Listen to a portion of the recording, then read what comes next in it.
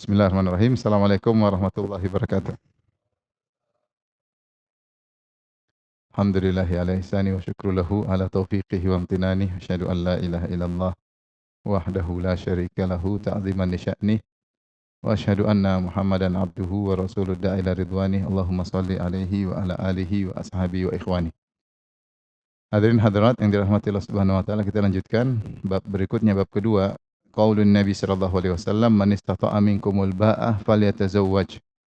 Siapa di antara kalian yang mampu untuk menikah, maka menikahlah. Fa innahu aghaddu lil basar, sungguhnya menikah lebih menundukkan pandangan, wa ahsanu lil farji, dan lebih menjaga kemaluan. Wa hal yatazawwaju man la araba lahu fin nikah, dan apakah orang yang tidak punya hasrat untuk menikah boleh menikah? Ini judul yang panjang dari Imam Bukhari. Kemudian Al-Imam Al-Bukhari membawakan dalil terkait dengan judul ini. Beliau membawakan hadis. Beliau berkata rahimahullah, qala hadatsana Umar bin Hafs, qala hadatsana Abi, qala hadatsana Al-A'mash, qala hadatsani Ibrahim an Alqamah, qala kuntu ma Abdullah. Kata Alqamah, salah seorang tabi'i, muridnya Abdullah bin Mas'ud, ya. Beliau berkata, aku pernah bersama Abdullah bin Mas'ud, falaqiyahu Utsman biminan. Kemudian Utsman radhiyallahu anhu bertemu dengan Abdullah bin Mas'ud di Mina, sepertinya musim haji.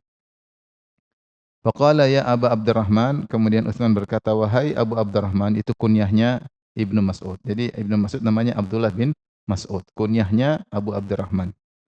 Maka Utsman berkata, wahai Abu Abdurrahman, innali ilaika hajah. Saya punya keperluan kepadamu. Faqala, ya subhanallah. Bagaimana tawadhu'nya Utsman ketika itu dia khalifah. Dia Amirul Mukminin dan dia bilang, saya punya keperluan sama engkau. Keperluannya apa? Ternyata dia nawarkan untuk menikah. Apa kata? Faqala, ya, maka mereka pun berdua. Faqala Utsman, Utsman berkata, hal laka ya Aba Abdurrahman fi an nuzawwijaka bikran? Maukah engkau saya nikahkan engkau dengan wanita gadis? Tudzakkiruka bima kunta ta'had, agar membuat engkau mengingat kembali masa lalumu. Sebenarnya mengatakan bisa jadi Ibnu Mas'ud lagi tidak beristri, atau mungkin kelihatan bajunya kurang rapi, ya. Atau Utsman ingin menawarkan aja sebagai bentuk kebaikan. Mau nikah lagi enggak? Dan subhanallah, bagaimana tawaran dari Khalifah Amirul Mukminin kepada sahabatnya, bahkan dia berkata, saya punya keperluan sama engkau, ya. Ya, bukan ada tawaran bagus nih, sini sini. Dengan tawadhu dia bilang, saya punya keperluan, seakan-akan dia yang sedang memerlukan, ternyata dia mau kasih apa? Hadiah. Hadiah indah dikasih istri baru. Hadiah indah enggak? Enggak ada yang berani jawab. Kenapa ditawarin begitu? Bisa jadi ada yang mengatakan karena Utsman melihat mungkin kurang kurang rapinya, ya, kurang rapi Ibnu Mas'ud, atau mungkin dia lagi tidak punya apa? Istri, ya. Istrinya mungkin baru meninggal atau lagi pisah. Wallahu alam kenapa dia menawarkan demikian. Dan dia berkata, tudzakkiruka bima kunta ta'had, agar engkau bisa mengingat kembali masa lalumu. Falamma ra'a Abdullah an laisa lahu hajah ila hadza, ketika Abdullah bin Mas'ud merasa tidak perlu menikah, dia lagi tidak ingin menikah, asyara ilayya, maka dia panggil aku. Faqala ya Alqamah, wahai Alqamah, muridnya dia yaitu tabi'in. Fantahaitu ilaihi, maka aku pun datang menemui Ibnu Mas'ud, wa huwa yaqul, kemudian Ibnu Mas'ud berkata, amma la in qulta dzalik, adapun kalau kau mengatakan demikian, laqad qala lana Nabi sallallahu alaihi wasallam, Rasulullah SAW pernah berkata kepada kami, ya ma'syaras syabab, wahai para pemuda sekalian, man istata'a minkumul ba'ah falyatazawwaj, siapa di antara kalian yang mampu untuk menikah, maka menikahlah. Wa man lam yastati' fa alaihi bisawm, siapa yang tidak mampu maka hendaknya dia berpuasa. Fa innalahu wija, karena puasa akan membentenginya atau akan mengurangi hasratnya. Taib, hadis ini menjelaskan tentang bagaimana perhatian seorang kawan dengan kawannya. Kita tahu bahwasanya Ibnu Mas'ud dan Utsman bin Affan termasuk dari para sahabat yang masuk Islam di awal-awal dan mereka berjuang di awal-awal Islam. Ibnu Mas'ud termasuk orang yang pertama kali menjaharkan bacaan Al-Quran. Ketika dia baca Ar-Rahman, kemudian dia dipukul. Ar-Rahman, Allamal Quran, maka dia dipukulin sama orang-orang Quraisy. Ya. Dan Utsman termasuk sahabat yang awal masuk Islam karena didakwahi oleh uh, Abu Bakar As-Siddiq radhiyallahu taala. Jadi mereka sahabat lama, dan di antara konsekuensi persahabatan saling memberi perhatian. Dan mungkin Utsman melihat sesuatu yang kurang rapi pada tubuh Ibnu Mas'ud, maka dia nawarkan untuk menikahkan, ya. Maukah saya nikahkan engkau dengan seorang gadis, ya. Tudzakiruka bima kunta ta'had, untuk mengingatkan engkau kembali pada masa lalumu. Kata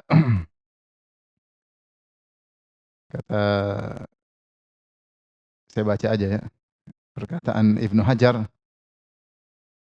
Beliau berkata, la'allaha an tudzakkiraka bima fataka. Semoga dengan istri gadis bisa membuat engkau ingat kembali perkara-perkara yang mungkin sudah luput darimu, yaitu hal-hal mungkin kalau sudah lama nikah, hal-hal baru sudah tidak ingat lagi. Dengan menikah lagi bisa merefresh kembali hal-hal dulu yang pernah sudah hilang darimu. Kemudian kata Ibnu Hajar, wa yu'khadhu minhu, maka diambil dalil dari ini, anna mu'asyarataz zaujah syabah tazidu fil quwwah wan nasyat, bahwasanya berinteraksi dengan istri yang masih muda menambah semangat. Jangan marah ibu-ibu, ya. Saya cuma baca doang. Ibu marah sama Ibnu Hajar, ya. Rahimahullah. Bi khilafi aksiha. Sebaliknya berbeda. Artinya kalau dengan yang sudah tua ya tambah lemas. Fabil aksi, dan juga sebaliknya. Cukup, jangan dikomentari. Inilah kenapa Utsman mengatakan tudzakiruka bima kunta ta'at, itu untuk nostalgia kembali masa lalu ketika kau awal menikah, semangat, kemudian ketemu mungkin berbicara dengan istri dengan semangat, ya. Maka saya mau nikahkan engkau lagi dengan gadis. Dan itu biasa orang-orang Arab dahulu, ya. Mungkin kalau sekarang enggak biasa, tapi kalau orang dahulu mereka hal yang biasa. Makanya Utsman menikah dengan uh, seorang wanita yang masih muda, ya. Nailah bintul Farafisah. Nailah bintu Al-Farafisah masih muda, sebagaimana saya sudah sampaikan kisahnya. Ketika menikah, Nailah masih Nasraniyah, kemudian akhirnya Nailah masuk Islam karena menikah dengan Utsman. Ketika bertemu dengan Utsman, maka Utsman agak malu karena dia ternyata rambutnya sudah botak karena usia yang sudah tua. Maka ketika dia buka sorbannya, dia bilang, jangan menyedihkanmu dengan botak yang ada di kepalaku. Sungguhnya di balik botak ini banyak ilmu yang akan bahagiakan engkau. Apa kata Nailah? Saya termasuk tipe wanita yang suka laki-laki botak. Masya Allah. Luar biasa. Ini malah baru bertemu pertama kali sudah indah perkataannya, luar biasa. Dan benar, akhirnya ketika Utsman dibunuh di hadapan Nailah, Nailah masih muda, Utsman sudah tua sekali. Maksudnya umur jarak sangat jauh. Sehingga Utsman ketika dibunuh, kemudian Nailah dilamar lagi oleh orang-orang karena terkenal cantiknya. Dan Utsman kenapa menikah dengan Nailah? Karena dia dengar Nailah cantik. Karena ada pegawainya, gubernur yang punya istri cantik. Utsman tanya, istrimu itu masih punya adik enggak? Masih, ya. Biasanya kalau kakaknya cantik, adiknya juga apa? Cantik. Ini dibolehkan dalam syariat. Kemudian nikah, akhirnya dapat Nailah bintul Farafisah. Akhirnya Utsman dibunuh, ditikam oleh orang di hadapan istrinya. Setelah Utsman meninggal dunia, maka Nailah dilamar oleh lelaki, di antaranya oleh Muawiyah. Dan Muawiyah ketika itu siapa? Muawiyah gubernur. Orang hebat, ya. Kemudian Nailah tidak mau, ya. Nailah tidak mau.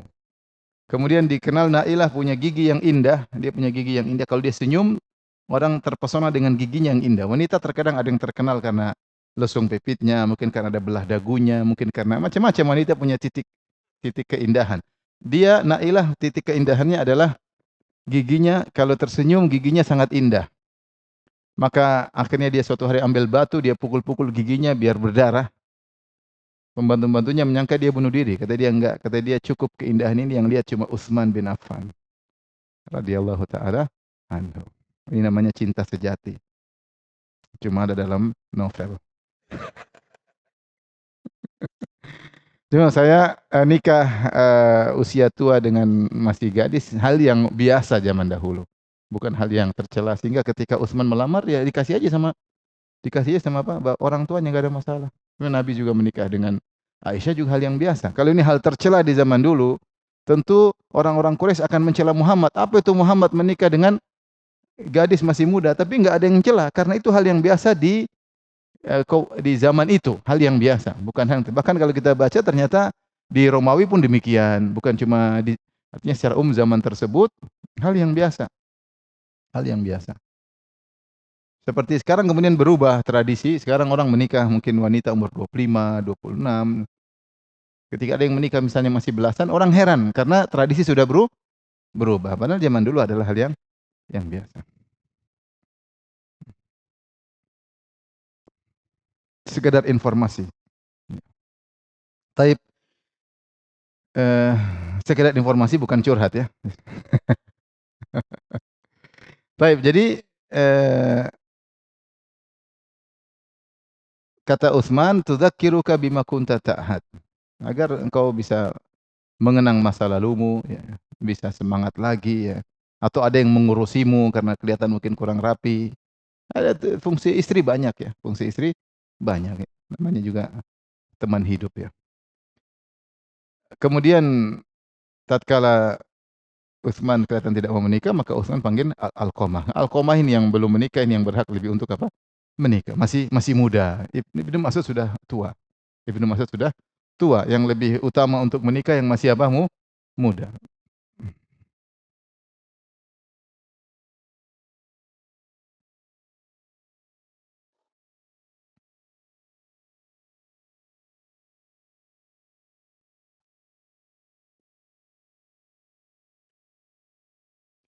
Dalam riwayat yang lain, ketika Utsman panggil Alqamah, kata kata kata ketika Ibnu Mas'ud panggil Alqamah, kata Ibnu Mas'ud, ini aja yang kau tawarin nikah karena masih muda. Maka Utsman berkata kepada Alqamah, ala nuzawwijaka, maukah saya nikahkan engkau wahai Alqamah. Dan ini salah satu ibadah yang agung, kita membantu mak comblang, jadi mak comblang, nikahkan orang dengan pasangan suami istri. Saya kemarin baru ketemu kawan, dia tinggal di Qatar dan dia imam masjid, pemilik masjid ini kemudian mengadakan nikah massal. Saya lupa ada 1.000 atau 2.000 orang, 1.000 pasangan kalau nggak salah. Saya lupa berapa. Pokoknya banyak. Dia yang biayai semuanya. Dia yang biayai semuanya, kalau nggak salah ongkosnya sampai kemudian maharnya apa semua dibiayain. Dia biayain. Berapa miliar dia keluarkan uang tersebut. Ya. Jadi membantu orang untuk menikah tuh berpahala. Apalagi kemudian orang menikah, setelah menikah kemudian hidup bahagia, punya anak. Kita yang mencombelangi insya Allah dapat apa? Pahala. Karena kita menyatukan dua pasangan kemudian seperti ini. Utsman nawar, mau nikah enggak? Saya menikahkan kau enggak? Ya. Apalagi Alqamah seorang yang soleh. Lihat ada orang soleh itu nikah. Kasihan dia melamun sendiri di pinggir masjid. Udah kan daripada ngelamun nikah. Kalau bisa kita bantu, kasih maharnya, kita bisa bantu apanya. Berpahala. Karena apa yang kebahagiaan yang muncul setelah itu, kemaslahatan, iman, takwa yang muncul setelah itu, mudah-mudahan kita juga dapat apa? Pahala. Kebiasaan para salaf. Kata Ibnu Mas'ud, ini aja yang kau suruh nikah. Baik, kemudian Ibnu Mas'ud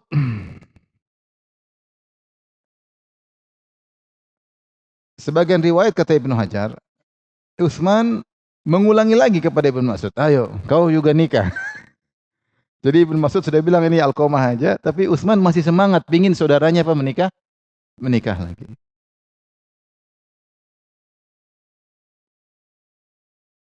Tapi apa tidak disebutkan apakah setelah itu Ibnu Mas'ud menikah setelah tawaran kedua, Allah alam bisawab. Tetapi Ibnu Mas'ud menyampaikan sebuah hadis bahwasanya anak muda penting untuk menikah. Kata Ibnu Mas'ud, laqad qala lana Nabi sallallahu alaihi wasallam ya ma'syara syabab. Rasulullah SAW pernah berkata kepada kami, wahai anak-anak muda sekalian. Dan syabab jamak dari syabun, dan bisa jamak bisa syabab.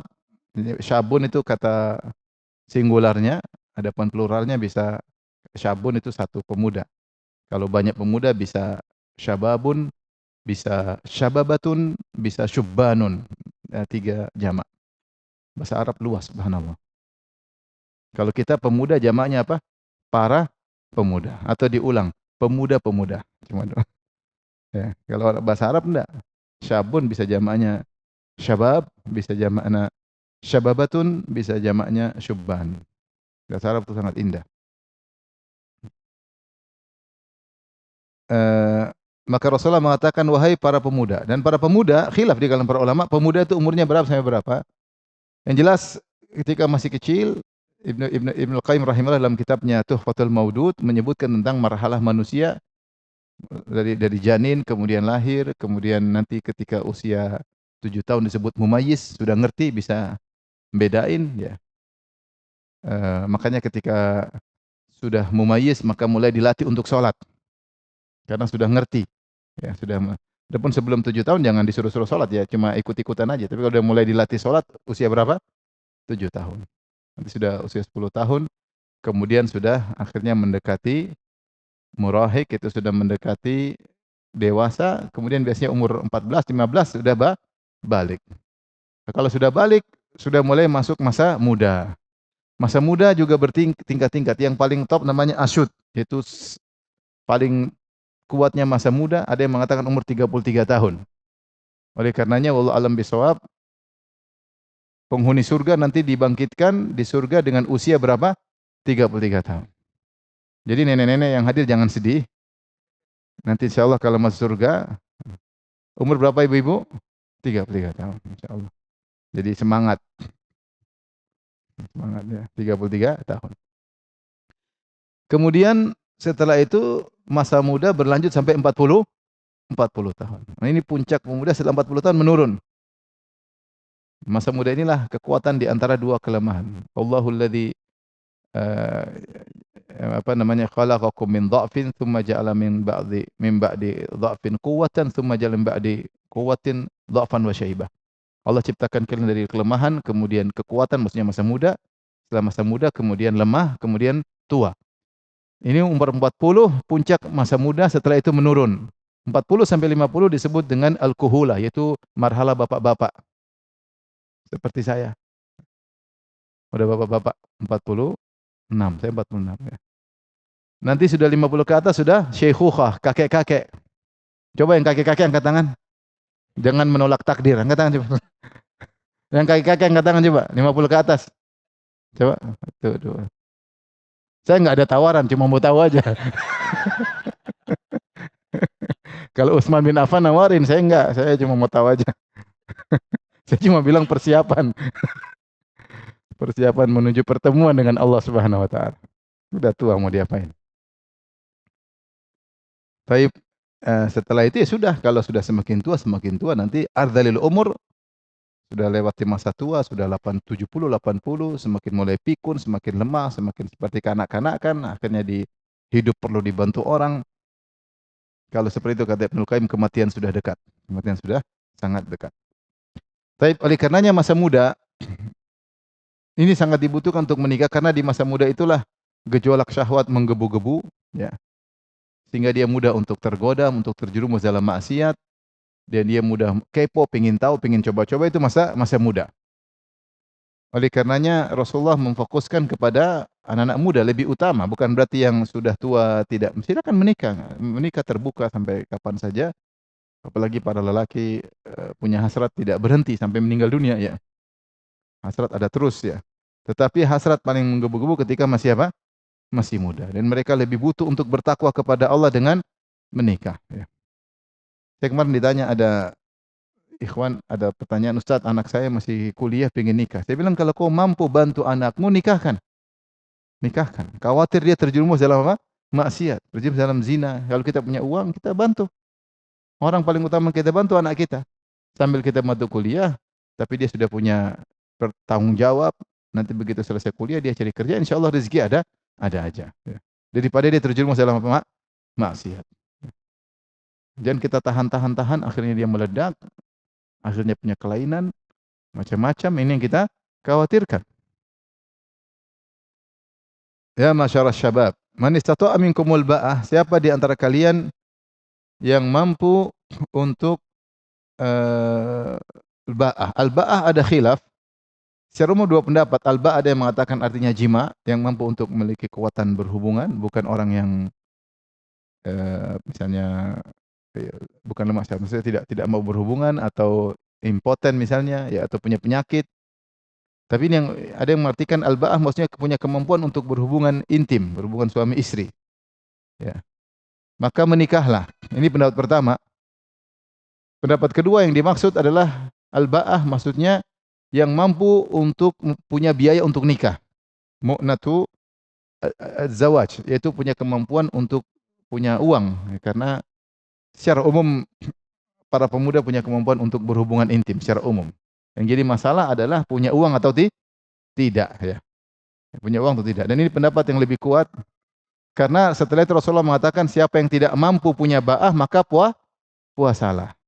Adapun kalau tidak sejak awal sudah impoten atau punya penyakit enggak perlu puasa karena memang sudah tidak bisa apa-apa ya.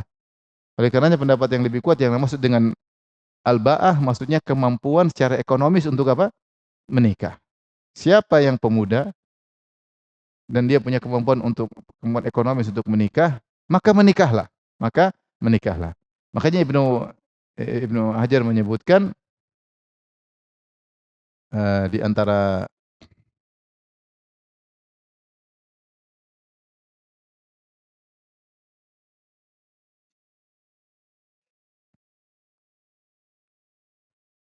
makna al-ba'ah sebagian ulama menyebutkan adalah dari tabawwu, yaitu maksudnya seorang ketika menikah dia menyiapkan tempat tinggal buat istrinya. Ini menguatkan bahwasanya makna al-ba'ah adalah kemampuan ekonomi. Apa kata Al-Khattabi? Al-muradu bil ba'an nikah wa asluhu al-mawdhi'u alladhi yatabawwa'uhu wa ya'wi ilaihi. Asal dari al-ba'ah adalah tempat yang seorang yatabawwa'uhu, yaitu menjadikan sebagai tempat tinggal dan untuk bernaung. Ya. Di antaranya mengatakan kata Al-Maziri, li'anna min sya'ni man yatazawwajal mar'ah an yubawwi'aha manzilan. Karena orang namanya menikah dia harus menyiapkan tempat tinggal buat apa? Istrinya. Maka ini semakin menguatkan bahwasanya makna al-ba' adalah ekonomi.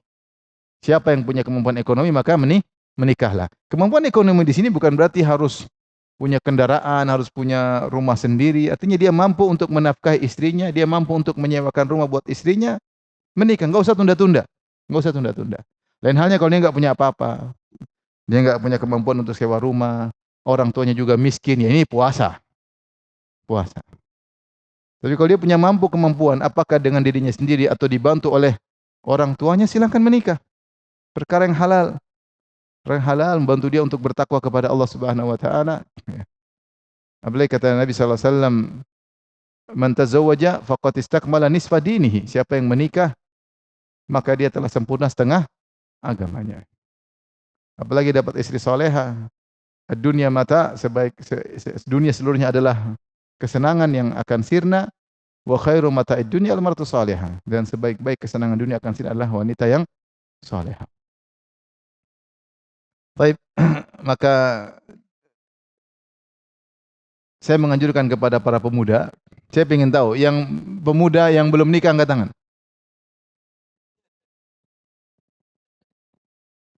Pertanyaan sekarang, yang muda sudah nikah coba angkat tangan. Di bawah 40. Di bawah 40 sudah nikah. Nah, yang di bawah 40 belum nikah coba. Yang pemuda belum nikah angkat tangan. Enggak ada tawaran, cuma pengen tahu. Alhamdulillah ya. Alhamdulillah banyak sudah menikah. Alhamdulillah. Kita ini di Indonesia alhamdulillah mudah untuk menikah. Di negara lain sebagian susah untuk menikah. Susah untuk menikah. Kalau menikah harus punya harta sekian, sekian, sekian, sekian. Mereka susah untuk menikah. Sampai mereka tua nggak ada istri. Kenapa? Nggak punya kemampuan. Maharnya sekian, pestanya sekian. Kita alhamdulillah Indonesia termasuk apa? Termasuk murah, ringan, bukan murah, apa ringan. Oleh karenanya membantu para pemuda untuk segera menikah adalah amal soleh. Amal soleh. Sudah lama kita nggak dengar nikah masal, nikah masal. Nikah masal mengurangi beban. Bareng-bareng, rame-rame. Boleh-boleh saja seperti dilakukan oleh sebagian orang ya. Falyatazawwaj, maka menikahlah. Fa innahu aghaddu lil basar, karena menikah itu lebih menundukkan apa? Pandangan. Dan itu benar, orang sudah menikah maka dia hasratnya sudah terpenuhi sehingga dia tidak memandang yang macam-macam. Bahkan dalam hadis jika seorang melihat wanita yang membuat dia tergerak syahwatnya maka hendaknya dia balik ke istrinya. Sungguhnya dia akan mendapati pada istrinya apa yang bisa meredamkan yang ada dalam hatinya. Ya, karena kalau seorang sudah menikah timbul syahwat, dia tinggal pulang ke istrinya, dia bisa menyalurkan hasratnya pada tempatnya. Ya. Itu Nabi bilang di zaman dulu, yang mungkin jarang wanita berkeliaran. Apalagi zaman sekarang. Makanya saya bilang kalau ibu-ibu lagi di rumah tahu-tahu suami pulang jam 10 pagi, minta jatah, kasih aja. Khawatir dia lagi ngelihat sesuatu. Dia bilang, kamu ngapain sih mas? Ada-ada aja, masih jam 10 pagi. Mungkin dia lihat sesuatu, kita nggak tahu. Dia nggak usah tanya, kamu emang lihat apa sih? Nggak usah nanya-nanya. Dia kalau pulang sampai ninggalin kantor berarti darurat. Nggak usah nanya, emang lihat apa? Makanya tundukkan pandangan, jangan diceramain. Sudah dia pulang. Dia malah diceramain macam-macam. Kadang-kadang ibu-ibu kurang paham. Atau pura-pura tidak paham, atau tidak mau paham. Karena ini saya katakan zaman Nabi dulu, Nabi aja bilang begitu, apalagi zaman sekarang di mana wanita mengumbar aurat mereka di mana-mana. Maka mumpung suami bisa menyalurkan hasrat. Karena kalau tidak dia akhirnya tidak peka lagi kepada istrinya, tidak tertarik lagi pada istrinya. Ada kasus ini nyata, seorang wanita mengeluh kepada kawan saya seorang pengacara, kemudian cerita tentang suaminya, ternyata suaminya sudah tidak menggauli dia lagi sampai sudah entah setahun 2 tahun. Ketika ditanya kenapa bisa demikian, ternyata ada sebabnya. Sebabnya mereka kerja bareng, suami kerja, istri kerja. Selama setiap pulang istrinya capek, suaminya minta nggak dikasih, nggak sampai berulang-ulang sampai mungkin sebulan atau saya lupa berapa lama, akhirnya suaminya nggak pernah ngajak lagi. Karena sudah jengkel setiap istrinya diajak, alasannya apa? Capek. Mungkin dia benar-benar capek karena kerja. Tapi ketika istri suami udah jengkel, akhirnya ternyata ya nggak mungkin laki-laki tidak menyalurkan syahwat. Jadi mungkin punya istri kedua atau mungkin nakal, kita nggak tahu. Akhirnya dia nggak datangi lagi istrinya sampai bertahun-tahun. Karena ini penting karena fungsi menikah adalah menundukkan apa? Pandangan. Nah, fungsi itu bisa terjadi kalau istri melayani suami atau suami juga melayani istri agar istri juga bisa menundukkan pandangan. Dua-duanya butuh tundukan pandangan. Tapi kalau nikah ternyata tidak saling melayani, pandangan apa yang mau ditundukkan? Maka semakin liar pandangan. Suami mau datangi istri, istrinya sibuk ngurusin kucing. Sudah kucing taruh dulu belakang. Kunci kasih makan sudah selesai. Ngurusin kucing. Ada rumah tangga seperti itu. Ini banyak kasus. Tidur sendiri-sendiri. Subhanallah. Bertahun-tahun suami tidur sendiri, istri tidur sendiri. Ini gimana seperti ini? Bagaimana bisa menerapkan aghaddu lil basar, bisa menundukkan pandangan. Maka ini di antara tujuan utama pernikahan adalah untuk menundukkan pandangan. Dan ini juga isyarat kepada para wanita untuk minta uang sama suami pergi ke salon agar bisa menundukkan pandangan apa? Suami. Siapa wanita yang merapikan dirinya untuk suami, maka insya Allah dapat pahala. Karena dia membantu suaminya untuk menundukkan apa? Pandangan. Makanya ibu-ibu kalau makan ingat-ingat ya. Jangan lepas kontrol ya. Jangan lepas kontrol. Perlu waktu juga untuk olahraga, untuk berhias untuk suami. Kalau suami sebelum pulang kita sudah rapi, sudah wangi, jadi nyambut suami dalam kondisi apa? Wangi. Ya, sehingga suami itu merindukan untuk pulang ke rumah. Karena dia sudah terbiasa tertundukkan pandangannya dengan apa? Istrinya. Sambil berdoa kepada Allah. Hati dikuasai oleh Allah Subhanahu wa taala. Cinta antara suami istri yang mendatangkan cinta adalah Allah Subhanahu wa taala. Tapi maksudnya kita ikhtiar. Di antara bentuk ikhtiar adalah seorang istri berusaha untuk mempercantik dirinya, merawat dirinya untuk suami agar suami bisa lebih tunduk pandangannya. Lelaki di antara ikhtiar tundukkan pandangan, jangan matanya jelalatan ya. Karena kalau matanya jelalatan mau istri 10 pun tidak akan pernah puas. Kalau matanya jelalatan. Oleh karena seorang bertakwa kepada Allah suami istri, istri berusaha merawat dirinya, suami berusaha menundukkan pandangannya ya.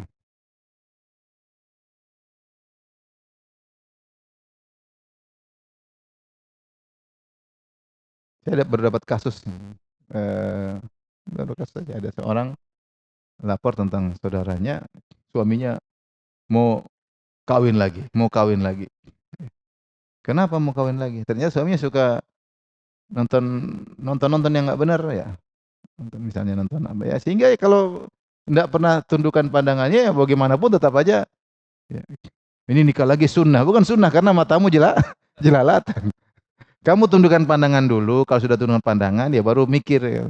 Tapi kalau kamu sendiri nggak tundukkan pandangan, mau istri 10 pun nggak akan pernah selesai. Maka maksud saya seorang dua-dua bertakwa, istri bertakwa dengan merawat dirinya, suami bertakwa dengan menjaga pandangannya, sehingga bertakwa di jalan Allah Subhanahu wa taala. Wa ahsanu lil farj, dan juga dengan menikah lebih menjaga kemaluan. Ini yang sangat penting ya, menjaga kemaluan ya. Di zaman sekarang ya ikhwan, syahwat itu hanya hitungan menit aja. Tiba-tiba datang salat, tiba-tiba seorang perempuan, tiba-tiba kemudian terjadi syahwat, kemudian bisa terjadi perzinahan. Di antara cerita menyedihkan, saya baru kemarin ketemu dengan kawan saya dari Riyadh, seorang syekh, dan saya sering beberapa kali terjemahkan dia ketika di Mekah. Dia cerita pernah kasus, dia lagi ceramah di Mekah sebelum haji. Sebelum haji, ceramah di Mekah yang hadir banyak orang, di antaranya dari beberapa negara Afrika, dari beberapa negara. Kemudian hajian. Setelah hajian ketemu lagi, biasanya kita setelah pulang hajian tanggal 13 kita ceramah lagi, saya terjemahkan dia 13, 14 atau pulang haji ceramah lagi, yang baru haji pun pulang lagi. Dia cerita ketika saya pulang haji, saya ceramah lagi, tahu-tahu ada seorang dari hadirin menangis. Menangis. Padahal dia baru hajian. Terus akhirnya saya ngobrol sama, "Kamu kenapa menangis?" Dia bilang, "Saya sehabis hajian, pulang dari Mina, saya masuk ke kos-kosan, ke tempat penginapan.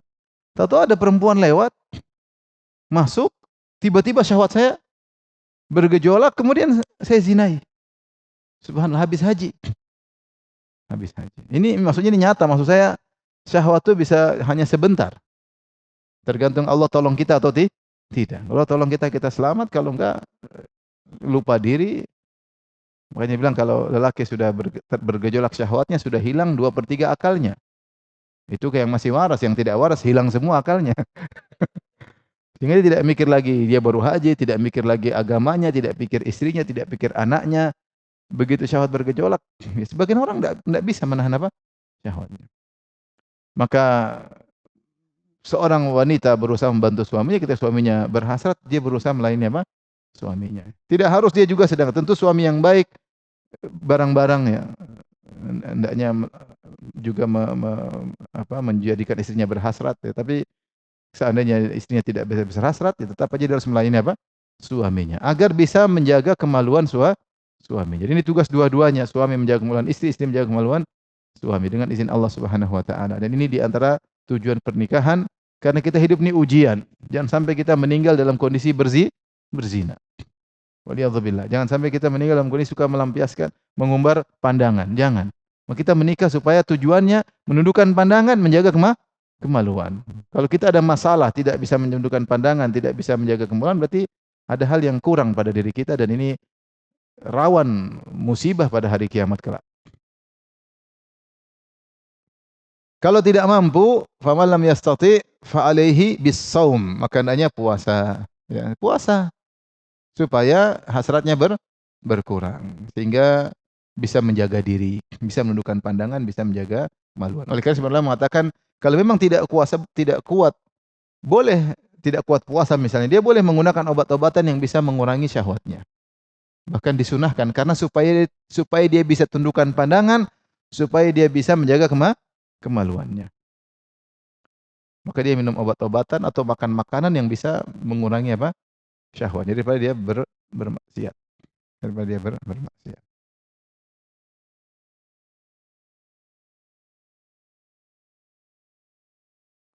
Ada yang mengatakan, "Ustaz, saya sudah," dia masih muda, "Ustaz, saya gimana Ustaz? Saya sudah puasa, tapi tetap saja saya bersyahwat Ustaz. Bolehkah saya puasa tiap hari?" Udah puasa Senin Kamis? Sudah. Daud sudah, masih bergejolak. Ya kalau memang untuk mengobati puasa tiap hari boleh, kalau memang untuk menundukkan pandangan. Tapi saya bilang puasa itu adalah faktor untuk mengurangi syahwat, tetapi ada faktor lain yang bisa membuat syahwat bergejolak, yaitu menonton yang tidak-tidak. Kau puasa tiap hari pun, tapi kalau kau tidak jaga pandangan, percuma puasamu. Maka harus menyeimbangkan antara puasa dengan menundukkan apa? Pandangan. Taruhlah faktor puasa mengurangi syahwat 50%, tapi nonton yang tidak-tidak malah 100%. Ya kalah lah. Oleh karenanya mau puasa tiap hari kalau masih nonton Korea terus ya susah. Ya. Ganti dengan flora dan fauna. Insya Allah bisa menundukkan pandangan. Lihat itu ikan paus, ikan gajah, insya Allah jerapah, insya Allah aman. Sambil puasa, insya Allah tundukkan pandangan, jaga kemaluan. Ya, dapat ilmu tentang ilmu hewan. Ya.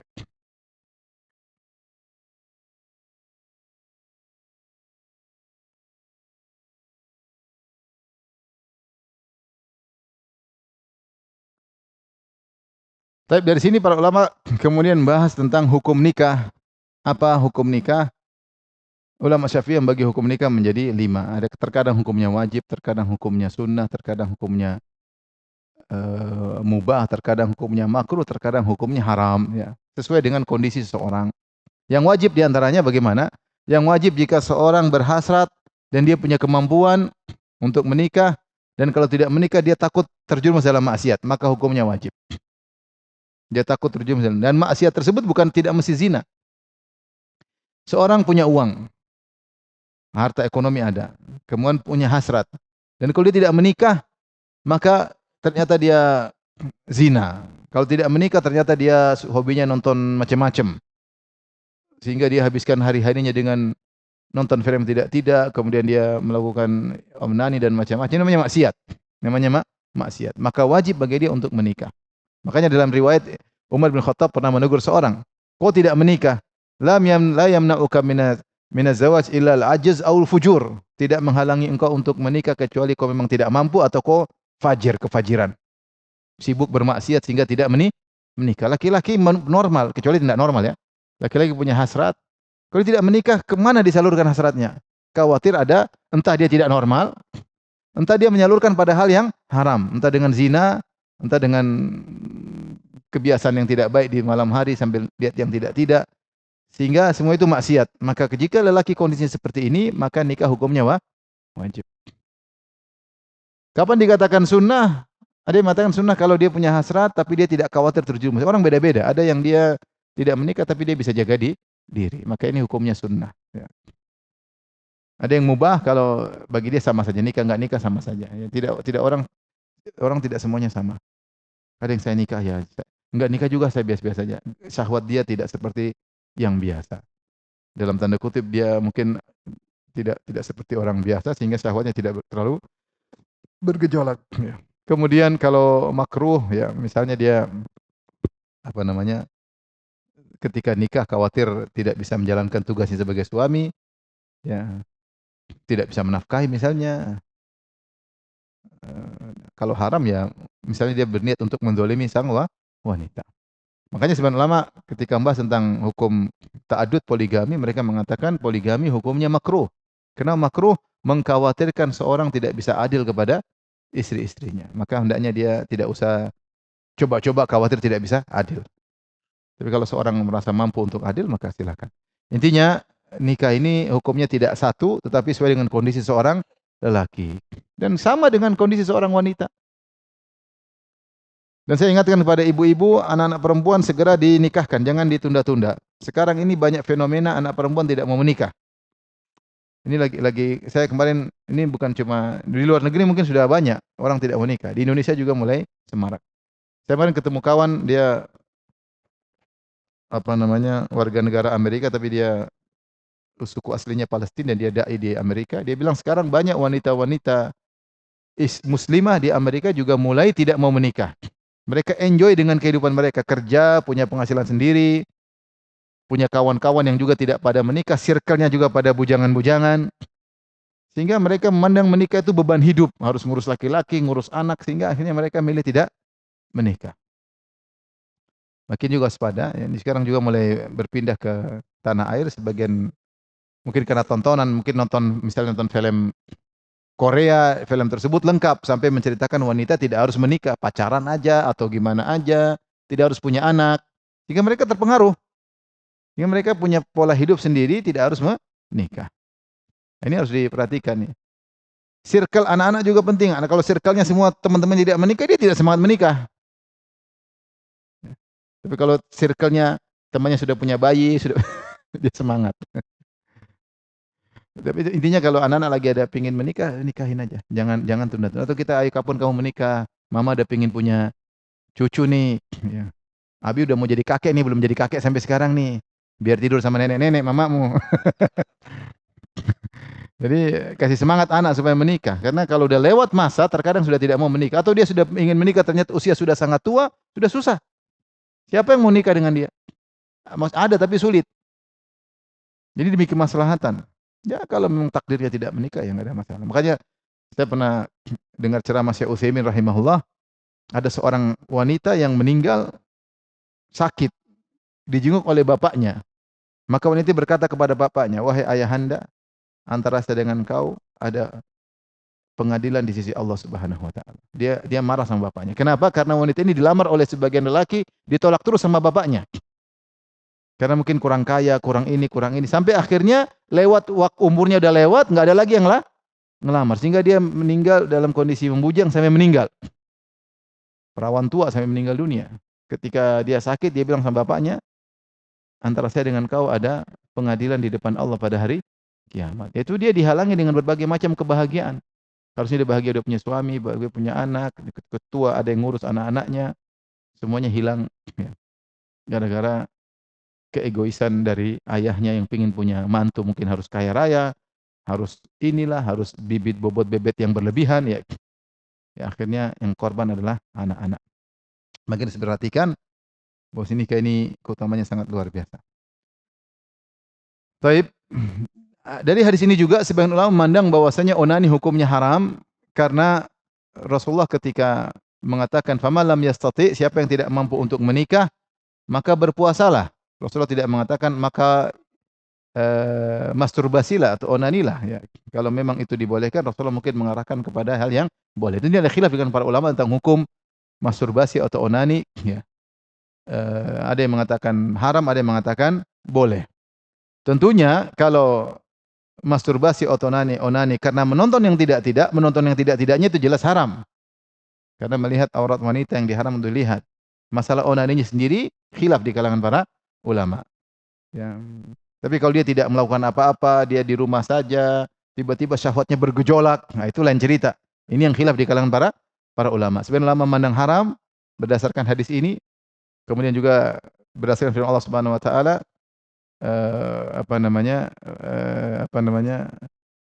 walladzina hum li furujihim hafizun, dan orang-orang penghuni surga adalah orang-orang yang menjaga kemaluan mereka, illa ala azwajihim aw ma malakat aymanuhum fa innahum ghairu malumin, kecuali mereka tidak menjaga kemaluan mereka pada istri mereka, yaitu mereka salurkan syahwat kepada istri mereka atau kepada budak-budak wanita mereka, maka ini tidak mengapa, mereka tidak tercela.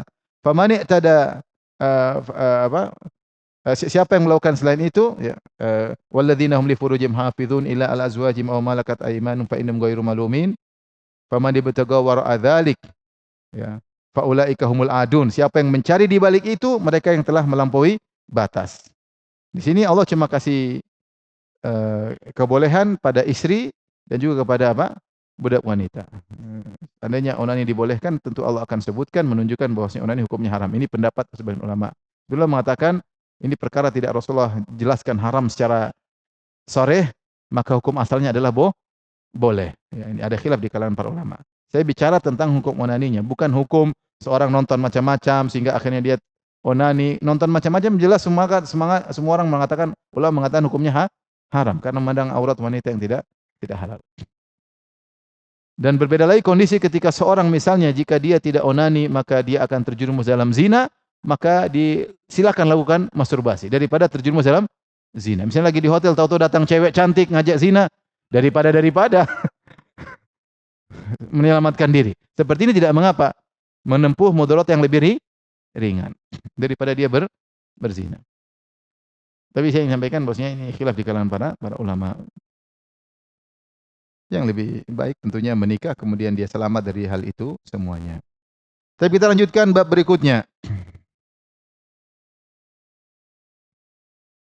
Bab man lam yastati'il ba'a falyasum. Kelanjutan dari hadis sebelumnya. Bab siapa yang tidak mampu untuk menikah, punya kemampuan untuk menikah, maka hendaknya puasa. Al-Imam Bukhari berkata, qala hadatsana Umar bin Hafs bin Ghiyath, qala hadatsana Abi, qala hadatsana Al-A'mash, qala hadatsani Umarah an Abdurrahman bin Yazid, qala dakhaltu ma'al Qamah wal Aswad ala Abdullah. Kata Abdurrahman bin Yazid, aku bersama Al-Qamah dan Al-Aswad, kami bertiga menemui Abdullah bin Mas'ud. Bertiga menemui Abdullah bin Mas'ud. Faqala Abdullah, maka Ibnu Mas'ud berkata, kunna ma'an Nabi sallallahu alaihi wasallam syababan. Kami dulu masih muda ketika bersama Nabi sallallahu alaihi wasallam. La najidu syai'an. Kami tidak punya apa-apa.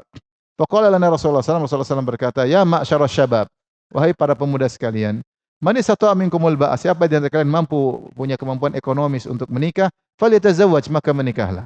Fa innahu aghaddu lil basar, karena menikah lebih menundukkan pandangan, wa ahsanu lil farj, dan lebih menjaga kemaluan. Wa man lam yastati' fa alaihi bis-shaum, siapa yang tidak mampu maka hendaknya dia berpuasa, fa innahu lahu wija, maka ini bisa mengurangi atau mematahkan syahwatnya. Ini sudah lalu pembahasannya pada bab sebelumnya. Tapi Imam Bukhari ingin menekankan pada bab ini, tidak mampu menikah maka silakan berpuasa. Berpuasa. Ustaz, kalau saya puasa tadi saya puasa Senin Kemis masih bersyahwat. Tapi saya sudah jaga pandangan Ustaz. Tapi namanya kita keluar kerja pasti terlihat sesuatu, saya tidak menyengaja. Tapi kalau masih belum bisa puasa Daud. Sudah Ustaz masih belum, udah puasa tiap hari. kalau memang kau masih belum bisa. Tapi dengan syarat tadi menundukkan apa? Pandangan. Kalau puasa tiap hari pun tapi tidak menundukkan pandangan sama saja. Bab berikutnya, bab keempat, bab kasratin nisa, bab banyaknya istri atau banyaknya wanita. Banyaknya istri maksudnya. Al-Imam Bukhari berkata, qala hadatsana Ibrahim bin Musa qala akhbarana Hisham bin Yusuf anna Ibn Jurayj akhbarahum qala akhbarani Atha bin Abi Rabah muridnya Ibnu Abbas qala hadarna ma Ibnu Abbas janazata Maimunah. Kami bersama Ibnu Abbas menghadiri jenazah Maimunah, istri Nabi SAW di Saraf. Saraf itu suatu kota keluar kota Mekah. Faqala Ibnu Abbas, maka Ibnu Abbas berkata, hadhi zaujatun Nabi SAW. Inilah istri Nabi SAW. Fa idza rafa'tum na'syaha, kalau kalian angkat, na'sy itu apa? Kerandanya ya apa? Apa kalau mayat ditaruh di mana? Kerandanya ya. Kalau kalian maksudnya mayat ini kalian angkat, fala tuzazzihuha wala tuzalzilu. Jangan kalian gerak-gerakkan, jangan kalian goyang-goyangkan. Yaitu dijaga baik-baik. Warfuku, tapi lembutlah ketika mengangkatnya, membawanya ke kuburan dengan lembut. Fa innahu kana inda Nabi sallallahu alaihi wasallam tisa. Nabi punya istri 9.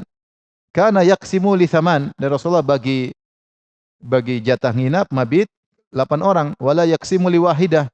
Nabi tidak bagi 1 orang, maksudnya Saudah. Kenapa? Karena Saudah menghadiahkan harinya kepada Aisyah. Karena Saudah ini kalau enggak salah dia wanita yang menikah dengan Nabi, entah usianya sama dengan Nabi atau dia lebih tua daripada Nabi. Wanita sangat tua yang dinikahi oleh Nabi adalah siapa? Saudah. Dan Rasulullah ketika istri pertama yang tinggal bersama Nabi setelah Khadijah meninggal adalah Saudah. Ketika Khadijah meninggal, Rasulullah menikah dengan apa? Saudah. Tapi secara sejarah Sebelum Rasulullah menikah dengan Saudah, Rasulullah menikah dengan Aisyah, tetapi belum serumah ketika masih di Mekah.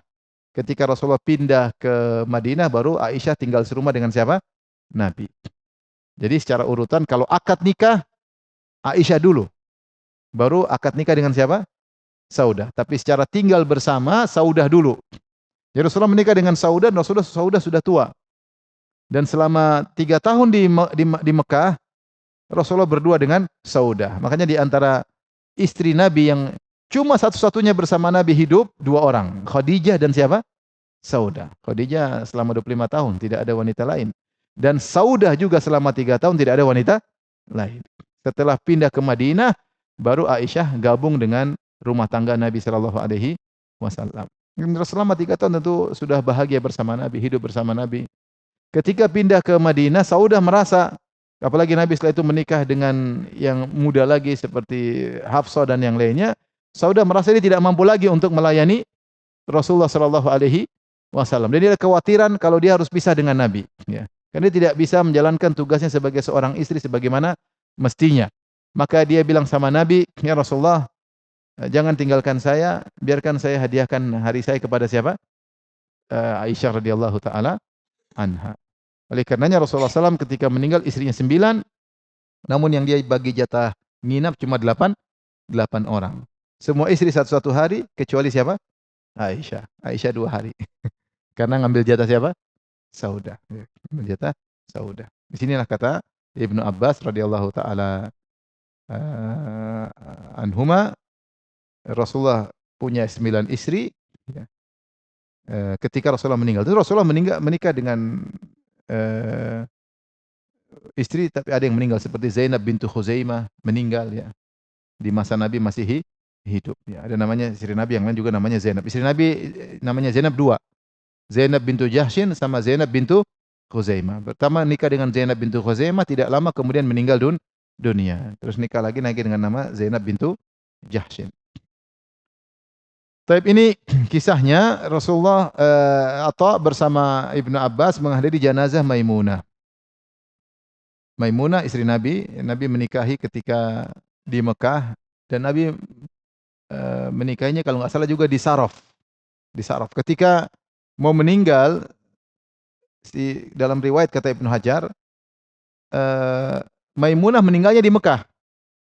Kemudian dia berwasiat kalau saya meninggal tolong kuburkan saya di Saraf juga, di tempat saya menikah dengan Nabi, saya ingin juga meninggal di tempat tersebut, dikuburkan tempat tersebut. Sehingga ini pembahasan, bolehkah seorang meninggal satu tempat kemudian dikuburkan tempat yang lain? Maka secara umum jawabannya boleh selama tidak merubah mayat. Adapun kalau mayat sampai berubah, sampai bau, itu enggak boleh. Tapi kalau mayat masih bisa dijaga, jaraknya juga enggak terlalu jauh, masih mungkin bisa ditempuh, apalagi ada maslahat mungkin dekat dengan kerabatnya agar bisa diziarahi misalnya, atau dia wasiat, saya punya wasiat ingin dikuburkan dekat suami, atau misalnya seperti, selama tidak merubah kondisi mayat dan waktunya tidak terlalu lama, maka hukumnya boleh. Makanya seperti disebutkan Sa'id bin Zaid dan juga Sa'ad bin Abi Waqqas, Sa'id bin Zaid dan Sa'ad bin Abi Waqqas, mereka meninggal di Aqiq dan mereka minta untuk dikuburkan di kota Madinah. Jadi ada jarak. Tetapi kalau ternyata tidak ada maslahat apa-apa, apalagi terlalu lama, maka ini menyelisih syariat.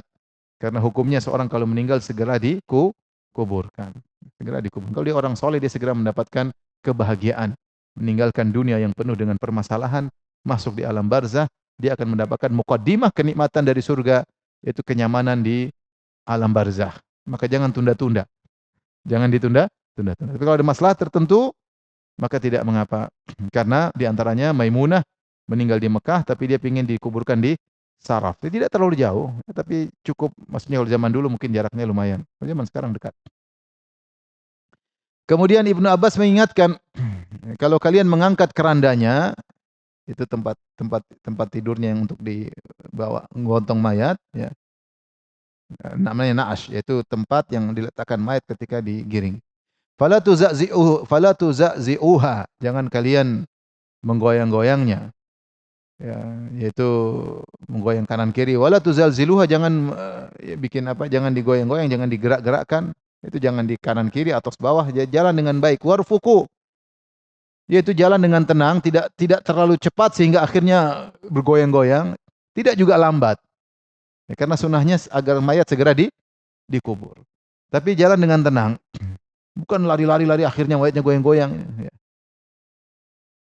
Kata Ibnu Hajar, wa yustafadu minhu anna hurmatal mu'min ba'da mautihi baqiyatun kama kanat fi hayatihi. Ini dalil bahwasanya kehormatan seorang mukmin setelah meninggal masih berlaku sebagaimana ketika dia masih hidup. Makanya Rasulullah bersabda, kasru azmil mu'min mayyitan ka kasri hayyan. Siapa yang mematahkan tulang mayat yang sudah mati sama seperti mematahkan tulangnya ketika dia masih hidup. Bolehkah kita mematahkan tulang orang masih hidup? Enggak boleh. Ketika dia meninggal pun sama, enggak boleh. Kata Nabi, mematahkan tulangnya ketika sudah meninggal sama dengan mematahkan tulangnya ketika masih hidup. Dari sini kemudian khilaf, apakah boleh mayat kita ambil organnya untuk diberikan kepada orang masih hidup meskipun dia berwasiat? Ini khilaf di kalangan para ulama. Sebagian ulama yang tidak membolehkan, mereka berdalil dengan hadis ini. Ya, sama kita merusak tubuhnya. Ada khilaf di kalangan para ulama. Tapi intinya mayat punya kehormatan. Makanya ketika digiring seakan-akan dia masih hidup, maka jangan digoyang-goyangkan. Biasanya kalau dia masih hidup kan dia terganggu, digoyang-goyang, diangkat-angkat, dia terganggu. Meskipun dia sudah meninggal, jangan diganggu karena menghormati mayat ketika masih sudah meninggal sama dengan ketika dia masih hidup. Kemudian jadi perhatian kita di sini Ibnu Abbas berkata Rasulullah punya istri 9. Rasulullah punya istri 9 yaitu Saudah, Aisyah, Hafsah, Ummu Salamah, Zainab bintu Jahsyin, Ummu Habibah, Juwairiyah, Sofiyah dan Maimunah. Maimunah istri yang terakhir Rasulullah nikahi. Maimunah istri terakhir yang Rasulullah nikahi.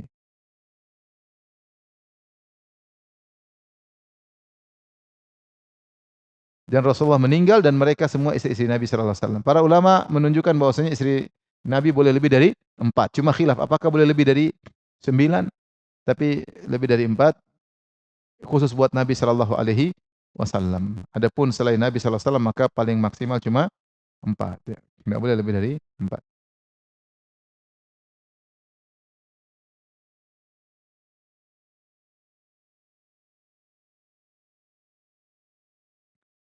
Tapi di sini Imam Bukhari membahas Ibnu Hajar membahas tentang apa hikmah Rasulullah SAW punya istri lebih dari 4.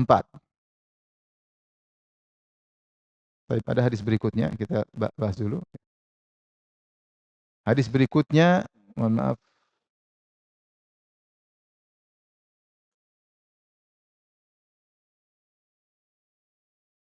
Oke, hadis berikutnya. Qala hadatsana Musaddad qala hadatsana Yazid bin Zurai qala hadatsana Sa'id bin Qatadah Sa'id an Qatadah an Anas radhiyallahu anhu anna Nabi sallallahu alaihi wasallam kana yatufu ala nisaihi fi lailatin wahidah. Rasulullah SAW pernah menggilir 9 istrinya dalam satu malam. Walahu tis'un niswah dan dia punya 9 istri. Wa qala li khalifatu hadatsana Yazid bin Zurai hadatsana qala hadatsana Sa'id an Qatadah anna Anasan haddatsahum anin Nabi sallallahu alaihi wasallam bahwasanya Anas menyampaikan hadis tersebut. Bahwasanya di antara mukjizat Nabi sallallahu alaihi wasallam beliau memiliki kekuatan yang luar biasa dan beliau bisa menggilir istrinya 9 orang dalam satu malam. Adakah nabi yang seperti ini? Ada, Nabi Sulaiman. Dia pernah mengatakan la atufanna ala tis'atan wa tis'ina imra'ah. Saya akan menggauli malam ini 99 wanita. Dan semuanya akan hamil dan punya anak dan semua anaknya akan jadi mujahid fisabilillah. Maka malaikat berkata, "Qul insyaallah." Katakan insyaallah. Nabi Sulaiman lupa bilang insyaallah. Maka dia gauli 99 wanita, ternyata yang lahir cuma satu pun itu pun tidak sempurna tubuhnya. Cacat ya. Tetapi yang menakjubkan Nabi Sulaiman menggauli 99 dan setiap wanita beliau ejakulasi. Setiap wanita beliau ejakulasi. Maksudnya ini di antara keistimewaan para nabi. Sehingga kalau Nabi Sulaiman istri sampai 100 ya Nabi Sulaiman bukan kau.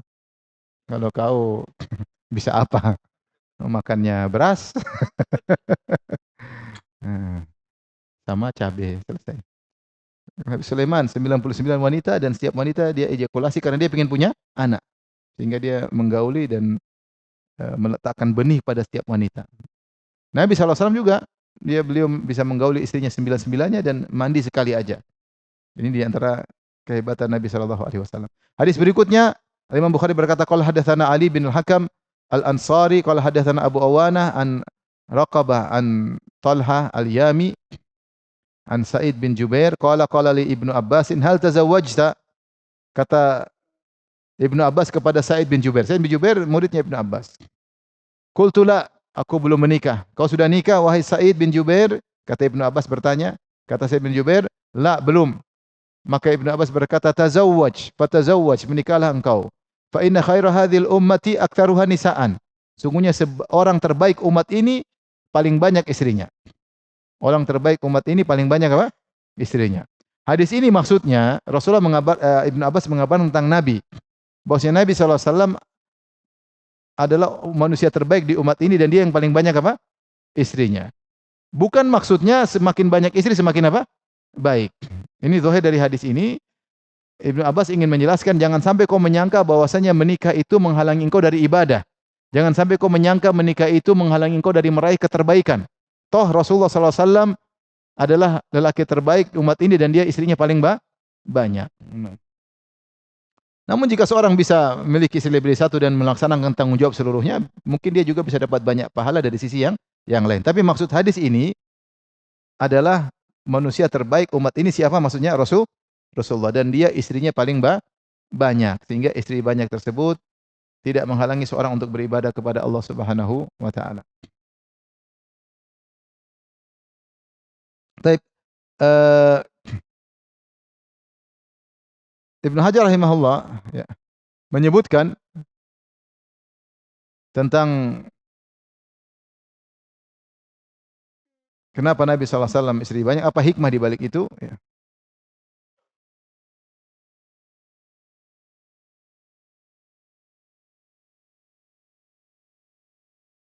Jadi saya katakan tadi Ibnu Hajar berkata walladzi yadhhar anna murada Ibni Abbas bil khairi an-nabi.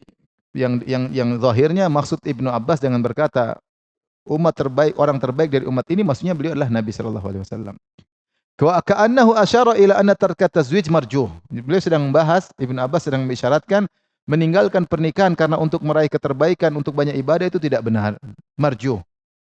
Idlau kana rajihan ma athara Nabi sallallahu alaihi wasallam ghairahu. Kalau ternyata tidak menikah itu lebih baik, tentu Nabi tidak akan menikah. Tapi ternyata Nabi menikah. Wa kana ma'a kaunihi akhshan nas lillah wa alamahum bihi yakthuru tazwija li maslahati tablighil ahkam. Dan Rasulullah orang yang paling takut kepada Allah, yang paling berilmu tentang Allah, tapi dia banyak menikah. Baik, kita sebutkan beliau juga mengatakan di sini ya. Saya bacakan aja. Di antara hikmahnya tablighul ahkam allati la yatali 'alaiha rijal. Dengan istri banyak maka banyak hukum-hukum yang mungkin hanya diketahui oleh para istri. Laki-laki tidak tahu. Kalau enggak ada istri, mungkin enggak akan tahu bagaimana kebiasaan Nabi di rumah. Dengan ada istrinya maka ketahuan. Wal idharil mu'jizatil baligha fi kharqil 'adah liqauni kana la yajidu ma yashbi'u bihi minal qut. Ghaliban wa in wajada kana yu'thiru bi aktsarihi wa yasumu katsiran wa yuwasil. Rasulullah SAW di antara mukjizatnya bahwasanya beliau makannya sedikit, beliau jarang kenyang. Kalau beliau punya makanan banyak, beliau pun kasih orang. Dan beliau sering berpuasa, bahkan beliau nyambung puasa. Meskipun demikian, ternyata beliau mampu untuk mengelilingi istrinya dalam satu malam, 9 istrinya. Maksudnya vitamin kurang, energi kurang, tapi ternyata bisa. Karena ini mukjizat dari siapa? Allah. Padahal melakukan itu untuk bisa menggauli 9 istri dalam satu malam tidak mungkin dilakukan oleh orang yang kecuali orang yang badannya kuat. Sementara Nabi tidak demikian, persediaan makanan terbatas, makan seadanya, sering kelaparan tapi mampu untuk menggauli istrinya 9 dalam satu malam. Demikian juga sebagian ulama menyebutkan Arab dahulu memuji kalau punya istri banyak ya, dan menunjukkan ini sikap kejantanan seorang lelaki. Demikian juga di antara keajaiban Nabi, meskipun istrinya banyak tidak menghalangi beliau untuk beribadah kepada Allah Subhanahu wa taala. Bahkan bisa jadi ibadah beliau bertambah. Kenapa? Dengan menjaga istri-istrinya. Sehingga istri-istrinya bertakwa kepada Allah, berarti Nabi dapat pahala. Kemudian melakukan kewajiban-kewajiban terkait dengan istrinya, semakin banyak tanggung jawab, maka dia kerjakan semakin banyak apa? Pahala. dan juga mengajari istri-istrinya sehingga ada pahala dari sisi lain, ngurusin istri-istri, memberi petunjuk kepada mereka, ngajarin mereka, ya. Dan ini di antara hikmah. Taib saya sebutkan sini 10 sisi kata Ibnu Hajar satu-satu dalam jilid 9 halaman 115. Pertama, hikmahnya dengan istri banyak, maka banyak wanita yang bisa melihat kebiasaan Nabi ketika di rumah. Sehingga membuktikan bahwasanya dia bukan seorang penyihir. Karena 9, kalau satu wanita mungkin bilang istrinya bohong, tapi kalau 9 semua wanita melihat Nabi orang yang normal, orang yang hebat di dalam sebagai suami yang hebat, menunjukkan dia bukan orang gila, apalagi orang tersihir, tapi dia orang normal yang hebat bisa menjalankan tugas sebagai suami karena saksinya banyak. 9 orang banyak, ya. Kemudian juga di antara hikmah yang kedua, agar kabilah-kabilah Arab merasa mulia karena mereka punya hubungan kekerabatan dengan Nabi. Nabi punya istri ini dari kabilah beda, istri ini kabilah beda, istri ini, dan ini ada masalah dakwah. Ada masalah apa? Dakwah. Karena banyak kabilah yang, dan ini saya dengar dilakukan oleh sebagian raja pun demikian. Mereka menikah lama kemudian cerai, menikah lagi sehingga banyak punya hubungan kekerabatan sehingga menguatkan misalnya kekuatan kerajaannya.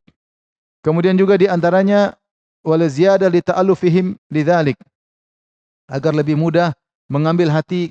Ternyata di antara mereka istri-istri Nabi ada yang kerabatnya masih kafir. Kerabat-kerabat kabilahnya masih kafir. Dengan kalau Nabi menikahi salah seorang dari mereka, mudah-mudahan mereka bisa mudah masuk Islam.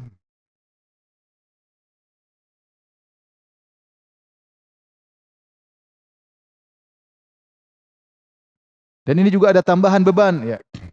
Agar Nabi membuktikan bahwasanya meskipun istrinya 9, beliau tetap bisa menyampaikan dakwah dengan sebagaimana mestinya. Ini di antara kehebatan Rasulullah SAW. Demikian juga agar bertambah kerabat-kerabat dari sisi istri-istrinya sehingga banyak penolongnya. Kalau semua pada masuk Islam, maka mereka menguatkan Nabi. Kalau ada yang melawan, Rasulullah punya pasukan dari banyak kabilah. Ini antara hikmah. Demikian juga di antara hikmahnya untuk menukil hukum-hukum syar'i yang tidak bisa diketahui oleh lelaki, yang tahu hanya istri-istri ketika terkait kegiatan Nabi di rumah, ibadahnya, kebiasaan sehari-harinya. Ini yang tahu cuma istri-istrinya. Kemudian juga agar mengetahui bagaimana akhlak Nabi yang luar biasa.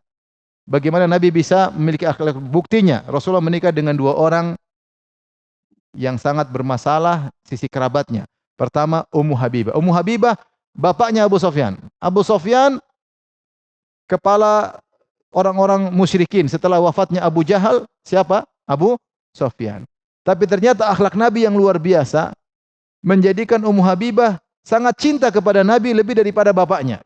Kalau Nabi akhlaknya enggak beres, ngapain nikah sama kau? Mending saya balik sama bapak saya, kepala geng, gampangannya demikian. Kepala suku, kepala jagoan. Tapi ternyata akhlak Nabi luar biasa, bisa menundukkan hati Ummu Habibah, padahal bapaknya adalah kepala Quraisy, pengganti Abu Jahal. Ini menunjukkan akhlak Nabi yang luar biasa. Demikian yang kedua juga adalah Sofia. Sofia bapaknya mati gara-gara diperangi Nabi. Bapaknya, suaminya, kakaknya, adiknya, omnya, semua meninggal gara-gara Nabi perangi. Kemudian Nabi menikahi dia. Kalau ternyata akhlak Nabi tidak baik, tentu dia jengkel. Gara-gara kau sudah suami tukang ngomel, bapak saya mati gara-gara kau. Tapi ternyata tidak. Ternyata Sofia sangat sayang kepada Nabi. Justru Nabi bisa mengambil hatinya, padahal keluarganya semua meninggal gara-gara sebab Nabi perangi. Menunjukkan akhlak Nabi yang luar biasa, terbukti bagaimana Ummu Habibah sangat sayang kepada Nabi dan Sofia sangat sayang kepada Nabi. Yang kedelapan, tadi untuk menunjukkan bagaimana mukjizat Nabi, meskipun beliau makan seadanya tetapi bisa punya kekuatan, dan ini dimiliki oleh para nabi. Tadi yang ke-9 dan 10 terkait dengan semakin Nabi punya istri, maka Nabi menjaga mereka, dan ini ibadah, menjaga istri ibadah. Antum kalau semakin banyak anak, antum kasih makan banyak pahala enggak? Sama kalau punya istri banyak juga antum kasih makan semua pahala enggak? Ini teori. Semuanya makan dapat pahala, antum pergi sebanyak doain, ini saya enggak usah panjang lebar lah. Pokoknya begitu ceritanya. Ini tentang Nabi sallallahu alaihi wasallam, karena dengan istrinya banyak maka dia ngurusin mereka, menjaga diri mereka, mengurusin hak-hak mereka, dan ini tentu menambah pahala bagi Rasulullah sallallahu alaihi wasallam. Sampai sini saja kajian kita. Insyaallah kita lanjutkan pada kesempatan yang lain. Wallahu taala alam bisawab. Demikian wabillahi taufiq hidayah. Assalamualaikum warahmatullahi wabarakatuh.